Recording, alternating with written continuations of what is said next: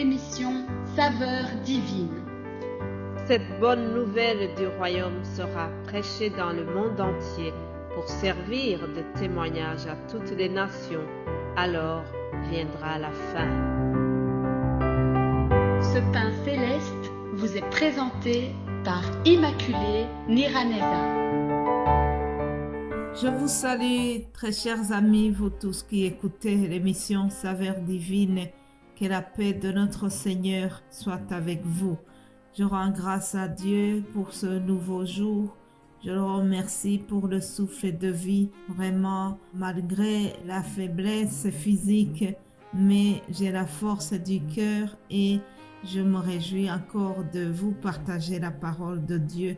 Alors, hier, je vous ai promis de parler sur Étienne. Étienne, qui fut donc le premier martyr. Nous trouvons son histoire dans les Actes des Apôtres. Actes des Apôtres, c'est le chapitre 7. Mais bien avant, dans le chapitre 6 également, on nous parle d'Étienne à partir du verset 7. Verset 7, on nous raconte comment la parole de Dieu se répandait de plus en plus dans la ville de Jérusalem, bien sûr, et le nombre des disciples augmentait. Alors, il y avait une grande foule de sacrificateurs qui avaient commencé aussi à suivre la nouvelle foi, la nouvelle croyance en Christ.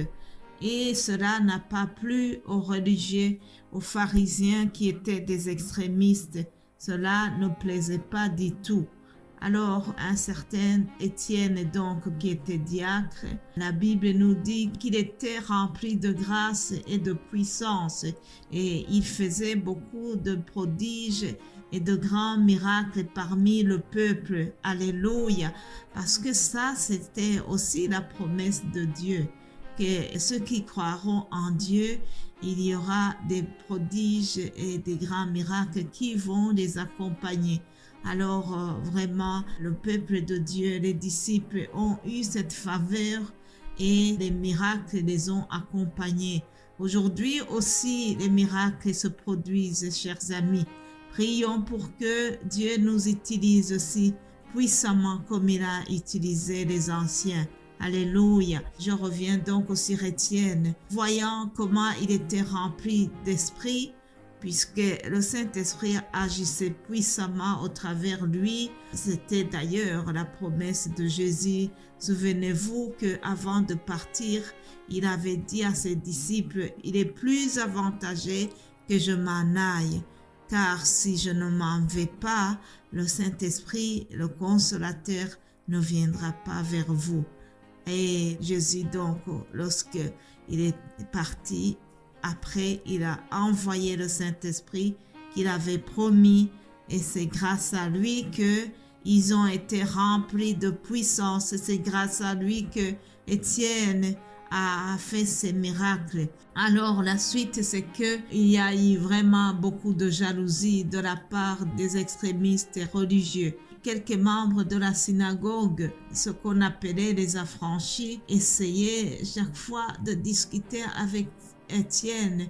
En fait, ils ne comprenaient pas comment il pouvait faire des choses pareilles. Mais cela n'a pas empêché que le Saint-Esprit continue à l'utiliser puissamment.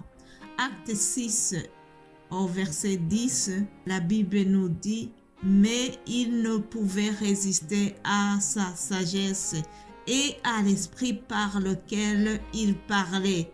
Il c'est Étienne. » Et la suite nous dit que, donc, on a essayé d'accuser faussement Étienne, on l'a accusé faussement.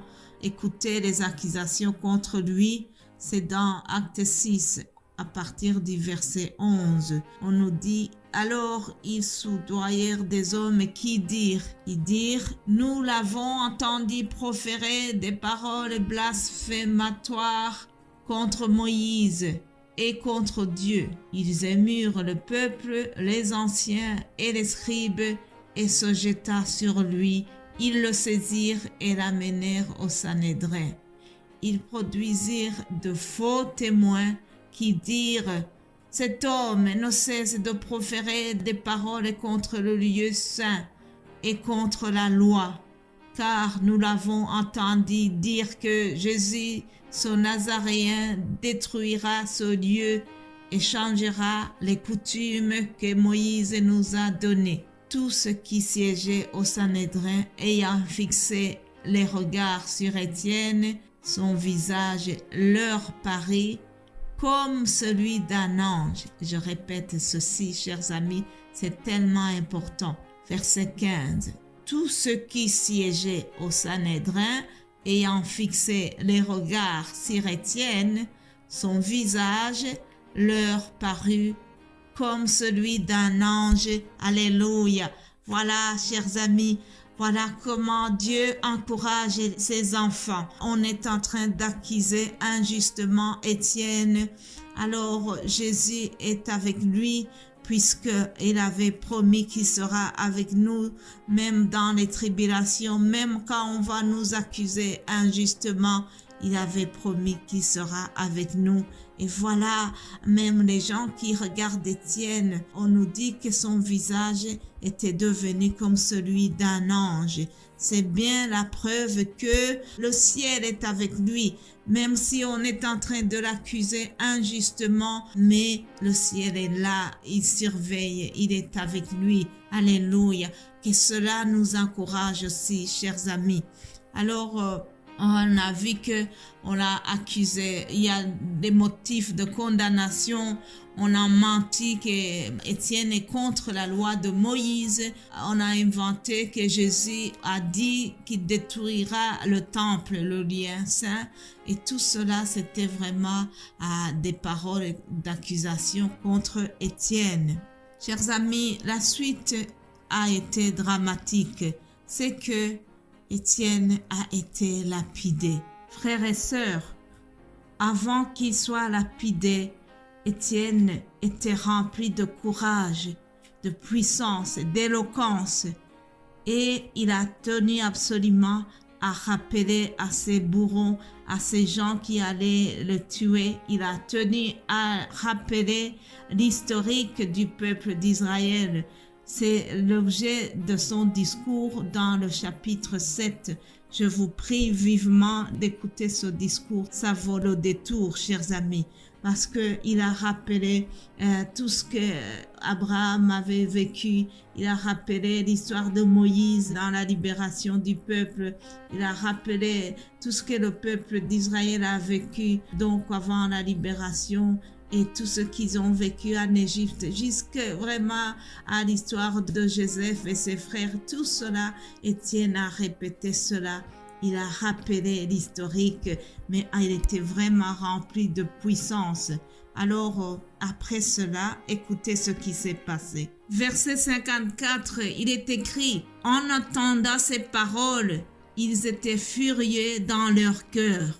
Ils graissaient des dents contre lui. » Mais Étienne, rempli du Saint-Esprit et fixant les regards vers le ciel, vit la gloire de Dieu et Jésus debout à la droite de Dieu. Alléluia. Mes bien-aimés de Dieu, quelle belle mort. C'est une très très belle mort, parce que Étienne, il voyait qu'on allait l'exécuter, il allait être tué dans quelques minutes. Cependant, il n'est pas du tout troublé, il n'a pas eu peur, il a eu le courage, il est resté courageux. Et le ciel est venu aussi lui témoigner son amour, parce qu'on s'apprêtait au ciel, on faisait déjà la fête, on s'apprêtait de l'accueillir. Et Étienne donc a vu la gloire de Dieu et Jésus debout à la droite de Dieu. N'est-ce pas l'exemple extrême de courage et d'amour de Dieu? Alléluia. Tout le ciel était apprêté pour accueillir Étienne, parce qu'ils ont vu que malgré les tribulations, malgré la persécution, il n'a pas renié Dieu. Jusqu'au bout, il a été courageux. Alléluia. Vous aurez des tribulations dans le monde, mais prenez courage, j'ai vaincu le monde. Étienne a été très courageux. Je te souhaite d'avoir le même courage, cher ami. Moi-même, c'est ma prière pour vous et pour moi-même. Soyez bénis. Amen. Amen.